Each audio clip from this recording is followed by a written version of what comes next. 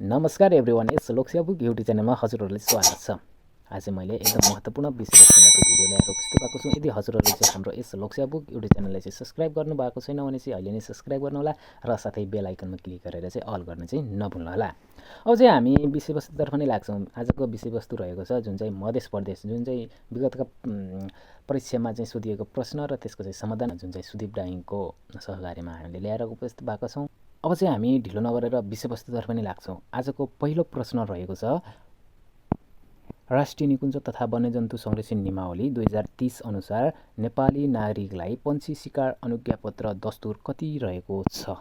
यसको चाहिँ अप्सन एमा रहेको छ 5000, अप्सन बीमा रहेको छ 3000, अप्सन सीमा रहेको छ 7000, अप्सन डीमा रहेको छ 10000। यसको चाहिँ उत्तर के हुन्छ त? Option number B 3000।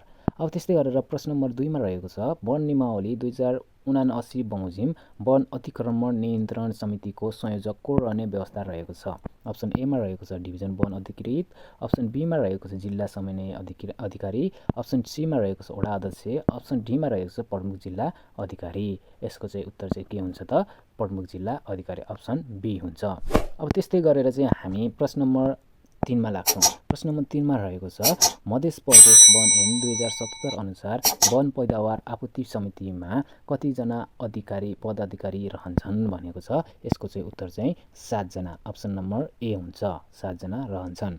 त्यस्तै गरेर प्रश्न नम्बर 4 मा लाग्छौँ। प्रश्न नम्बर 4 मा रहेको छ, मध्य प्रदेश वन नियमावली 2081 कहिले राजपत्रमा प्रकाशन भएको हो? यसको चाहिँ उत्तर चाहिँ अप्सन नम्बर ए हुन्छ, विक्रम सम्वत 2081 भाद्र 17मा भएको हो। मध्य प्रदेश वन नियमावली 2081 राजपत्रमा प्रकाशन कहिले भएको हो त? विक्रम सम्वत 2081 भाद्र 17मा भएको हो। अब त्यस्तै गरेर हामी चाहिँ प्रश्न नम्बर 5 मा लाग्छौँ। प्रश्न नम्बर 5 मा रहेको छ, दर्ता भएको निजी वनमा लगाइएका वा हुर्काइएका साल प्रजातिका रुखहरू कटान, उपयोग, ओसार पसार र बिक्री वितरण गर्ने कार्यको आवश्यक अनुमान कसले गर्दछ भनेको छ? जुन चाहिँ अनुगमन कसले गर्छ त? यसको चाहिँ अप्सन नम्बर डीमा रहेको छ प्रदेश वन निर्देशनालय के गर्छ त? अनुगमन गर्छ है त। अब त्यस्तै गरेर चाहिँ हामी प्रश्न नम्बर 6 मा लाग्छौँ। प्रश्न नम्बर 6 मा रहेको छ, मध्य प्रदेश वन तथा वातावरण मन्त्रालयको जैविक विविधता शाखा कुन महाशाखा अन्तर्गत पर्दछ त? यसको चाहिँ उत्तर चाहिँ के हो त? अप्सन नम्बर बी भौतिक तथा जलाधार महाशाखा अनुसार पर्दछ है त। अप्सन नम्बर यसको चाहिँ बी हुन्छ। अब त्यस्तै गरेर चाहिँ हामी प्रश्न नम्बर 7 मा लाग्छौँ। मध्य प्रदेशमा सब डिभिजन वन कार्यालयको सङ्ख्या कति रहेको छ त? मध्य प्रदेशमा सब वन डिभिजनको सङ्ख्या चाहिँ 52 रहेको छ, अप्सन नम्बर डी। यसको चाहिँ उत्तर चाहिँ के हुन्छ त? अप्सन नम्बर डी हुन्छ। अब त्यस्तै गरेर चाहिँ हामी प्रश्न नम्बर 8 मा लाग्छौँ। प्रश्न नम्बर 8 मा रहेको छ, के छ त? प्रश्न नम्बर 8 मा रहेको छ, मध्य प्रदेश वन तथा वातावरण मन्त्रालय कहिले स्थापना भएको थियो? मध्य प्रदेशको चाहिँ वन तथा मन्त्रालय वातावरण मन्त्रालय चाहिँ कहिले स्थापना भएको थियो त? 2074 11 महिना 3 गते अर्थात् फागुन 3 गते भएको थियो है त। अब चाहिँ हामी प्रश्न नम्बर 9 मा लाग्छौँ। प्रश्न नम्बर 9 मा भनेको छ, स्थानीय समुदायमा वन संरक्षणको भावना विकास गर्न सबैभन्दा प्रभावकारी सामग्री कुन मानिन्छ भनेको छ? अप्सन एमा रहेको छ फ्लक्स बोर्ड, अप्सन बीमा रहेको छ वन ऐनको पोस्टर, अप्सन सीमा रहेको छ अनुभवमा आधारित लोक नाटक, अप्सन डीमा रहेको छ पत्रिकामा चाहिँ सूचना प्रकाशन गर्ने भनेको छ। यसको चाहिँ उत्तर चाहिँ के हुन्छ त? अप्सन नम्बर सी हुन्छ, अनुभवमा आधारित लोक नाटकले चाहिँ गर्दा चाहिँ के हुन्छ त? भावना विकास गर्न सकिन्छ, जुन चाहिँ प्रभावकारी सामग्री मानिएको छ है त। अब त्यस्तै गरेर चाहिँ प्रश्न नम्बर हामी चाहिँ डीमा लाग्छौँ। जुन चाहिँ when is plant research day celebrate in Nepal भनेको छ, जुन चाहिँ अप्सन नम्बर एमा छ वैशाख 1 गते मनाइन्छ, अप्सन बीमा छ चैत 29 गते मनाइन्छ, अप्सन सीमा रहेको छ असार 14 गते, अप्सन डीमा रहेको छ जेठ 5 गते रहेको छ। यसको चाहिँ अप्सन बी हुन्छ, चैत 29 गते है त। अब त्यस्तै गरेर प्रश्न नम्बर 11मा रहेको छ वन ऐन 2076 बमोजिम मुद्दा हेर्ने अधिकारीले अभिमुखलाई बढीमा कति दिन हिरासतमा राख्ने अनुमति दिन सक्ने व्यवस्था रहेको छ भनेको छ। यसको चाहिँ उत्तर चाहिँ के हुन्छ त?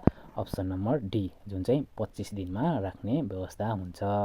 अब त्यस्तै गरेर चाहिँ हामी प्रश्न नम्बर 12मा लाग्छौँ। प्रश्न नम्बर 12मा रहेको छ न्याय सम्बन्धी हक नेपालको संविधानको भाग 3 अन्तर्गत कुन धारामा व्यवस्था गरिएको छ भनेको छ। यसको चाहिँ अप्सन नम्बर सी हुन्छ, जुन चाहिँ धारा 20मा व्यवस्था रहेको छ।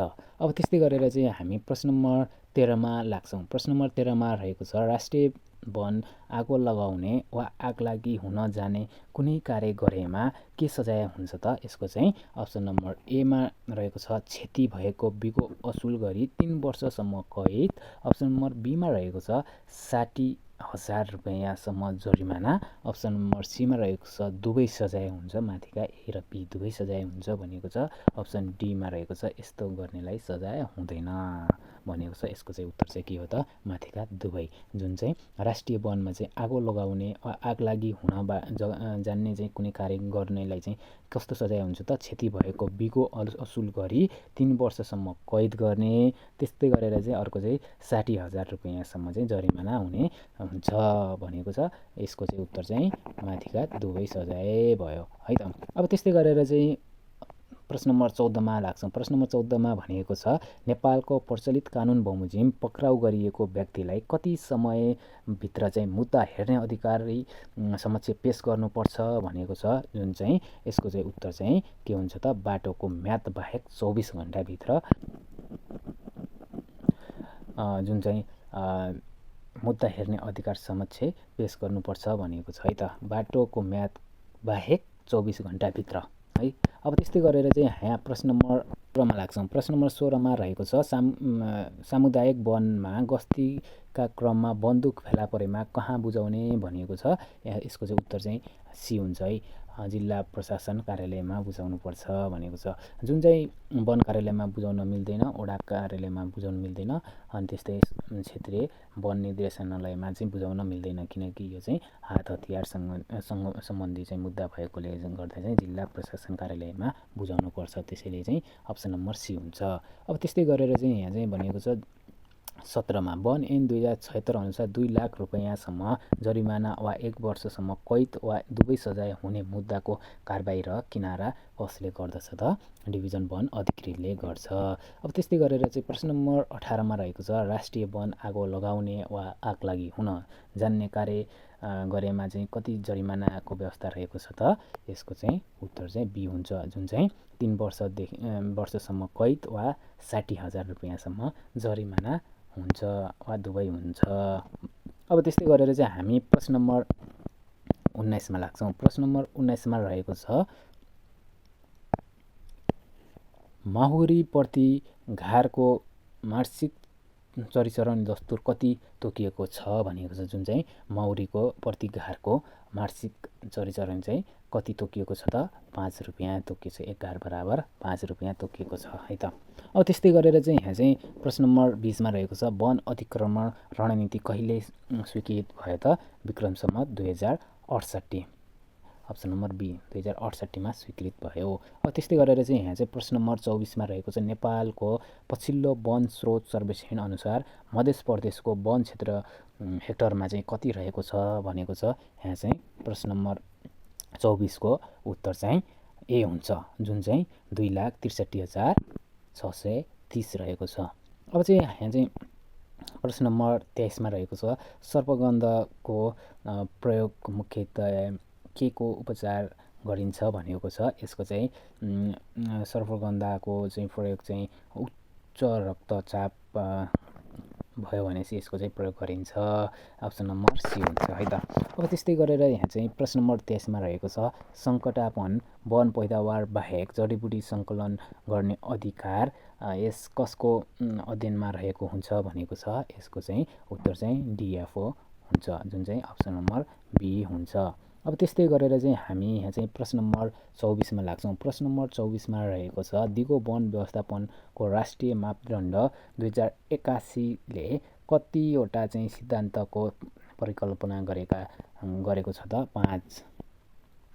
पाँचवटा सिद्धान्तको परिकल्पना गरेको छ। यसको चाहिँ उत्तर चाहिँ ए हुन्छ। अब त्यस्तै गरेर 25 मा लाग्छौँ। दिगो वन व्यवस्थापनको राष्ट्रिय मापदण्ड 2081 वन नियमावली 2079 को कुन नियम प्रयोग गरेर चाहिँ तयार गरिएको हो त? नियम 15 प्रयोग गरेर चाहिँ तयार गरिएको हो। अप्सन नम्बर बी हुन्छ। त्यस्तै गरेर अब चाहिँ हामी प्रश्न नम्बर 26 मा लाग्छौँ। वन नियमावली अनुसार रुखको काण्डको आयतन निकाल्न प्रयोग गरिने सूत्र चाहिँ कुन हो त? अप्सन नम्बर डी हुन्छ। भी बराबर EXP A + B × LN D + C LN H हुन्छ। यसको चाहिँ उत्तर चाहिँ डी हुन्छ। अब त्यस्तै गरेर चाहिँ यहाँ चाहिँ 27 मा रहेको छ।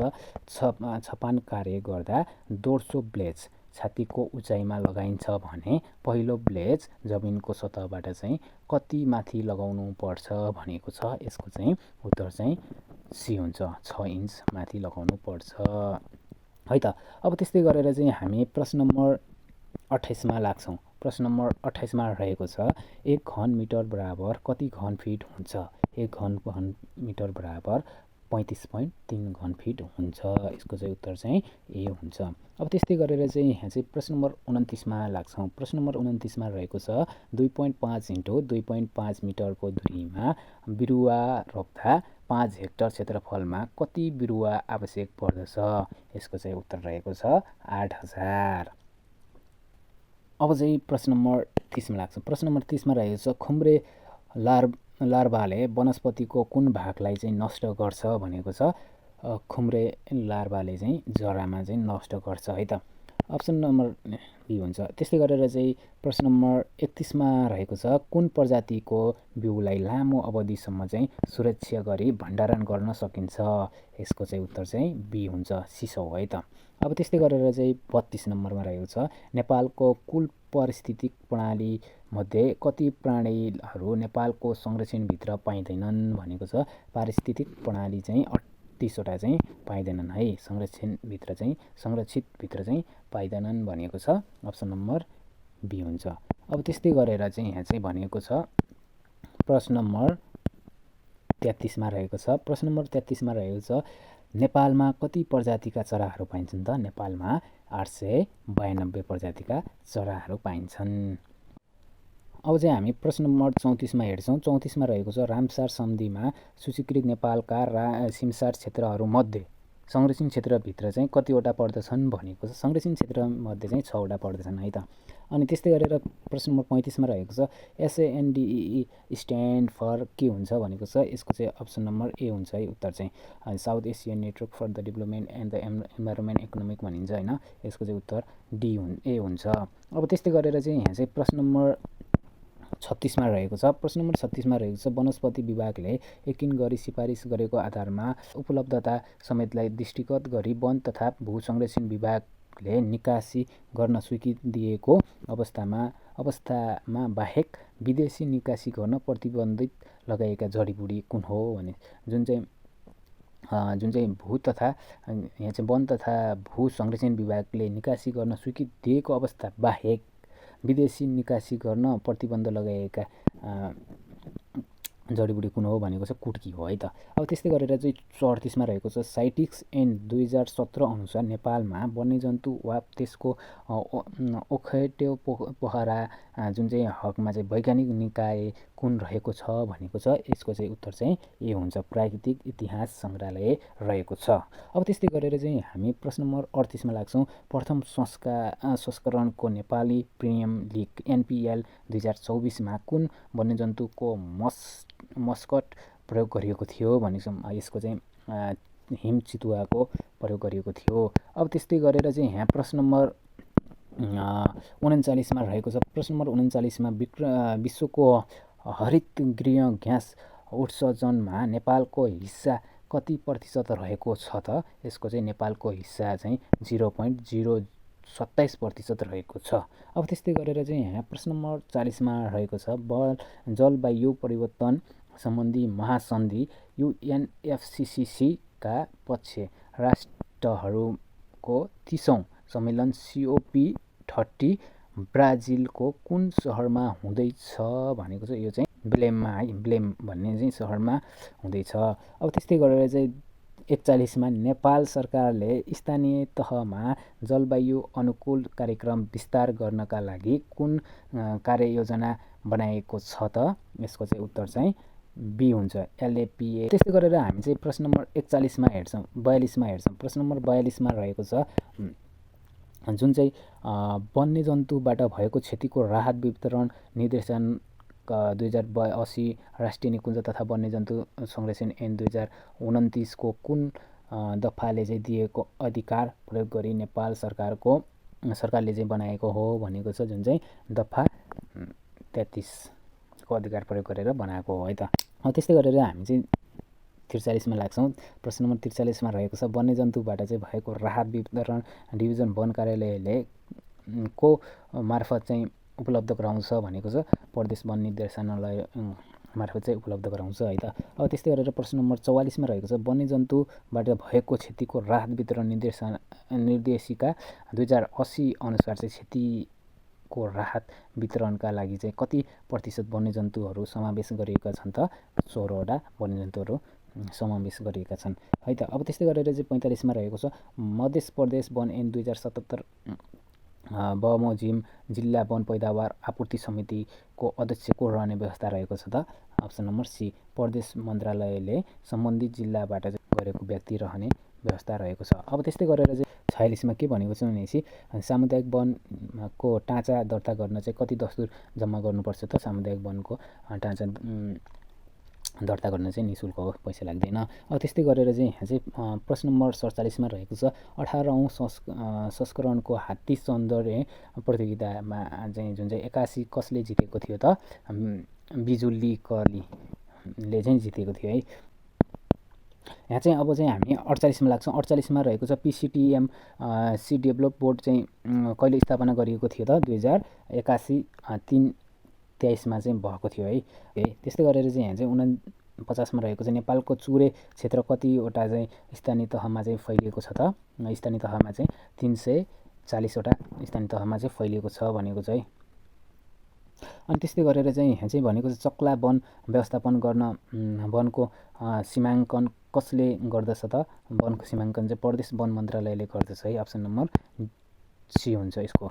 51मा लाग्छौँ। प्रश्न नम्बर 51मा रहेको छ साझेदारी वन उत्पादित काठ दाउरा मध्ये 70% काठ दाउरा त्यस्तो साझेदारी वन उपभोक्ता समूहलाई चाहिँ उपलब्ध गराउन बाँकी 30% काठ दाउरा डिभिजन वन अधिकृतले वन नियमावली 2079 को कुन नियम बमोजिम चाहिँ लिलाम बिक्री गर्न सक्छ भनेको छ? नियम चाहिँ 25 बमोजिम चाहिँ यसको चाहिँ लिलाम बिक्री गर्न सकिन्छ है त। अब त्यस्तै गरेर चाहिँ हामी प्रश्न नम्बर 52मा लाग्छौँ। प्रश्न नम्बर 52मा रहेको छ के रहेको छ भनेपछि प्रश्न नम्बर 52मा निजी जग्गामा खेती गरिएका कतिवटा चाहिँ वन पैदावार अन्य कृषि उपज सहज सङ्कलन बिक्री वितरण र ओसार पसार गर्न सकिन्छ भनेको छ। यो चाहिँ अप्सन नम्बर डी जुन चाहिँ 55 है। अब त्यस्तै गरेर चाहिँ यहाँ चाहिँ प्रश्न नम्बर 53मा रहेको छ नेपालको सबैभन्दा ठुलो र सबैभन्दा पुरानो साझेदारी वन चाहिँ कुन हो भनेको छ? अप्सन नम्बर ए, यसको चाहिँ तिलौराकोट साझेदारी वन हो। यसको चाहिँ पुरानो र सबैभन्दा ठुलो पनि साझेदारी वन हो है त। अब त्यस्तै गरेर 54मा रहेको छ नेपालको संविधानको कुन धारामा प्रदेश लोक सेवा आयोग सम्बन्धी चाहिँ व्यवस्था गरिएको छ भनेको छ? प्रदेश लोक संविधानको धारा 244मा चाहिँ प्रदेश लोक सेवा आयोग सम्बन्धी चाहिँ व्यवस्था गरिएको छ। अब त्यस्तै गरेर चाहिँ मध्य प्रदेश निजामती सेवा ऐन 2077 अनुसार वन सेवा सहायक चौथोको खुल्ला प्रतियोगितामा परीक्षा पदपूर्ति कति प्रतिशतले चाहिँ पदपूर्ति गरिन्छ भनेको छ है।